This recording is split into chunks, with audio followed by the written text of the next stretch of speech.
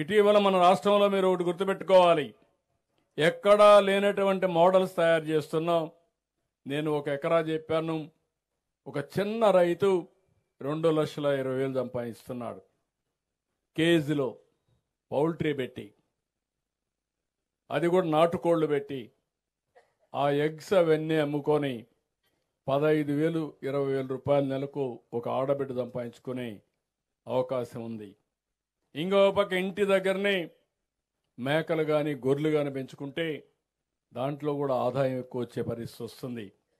వ్యవసాయం చేయాలి, వ్యవసాయ అనుబంధ రంగంగా లైవ్ స్టాక్ ముందుకు పోవాలి. పాడి పరిశ్రమ ఇప్పుడే మాట్లాడుతూ కొంతమంది చెప్పారు, రాబోయే రోజుల్లో ప్రతి ఒక్కరు కూడా డైరీ ప్రోడక్ట్స్కి ఎక్కువ ప్రాధాన్యత ఇస్తారు.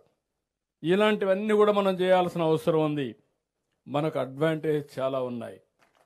అయితే ఇక్కడ కావాల్సింది మారిన పరిస్థితులకు అనుగుణంగా మనం ఇవన్నీ ముందు తీసుకుపోవాల్సిన అవసరం ఉంది.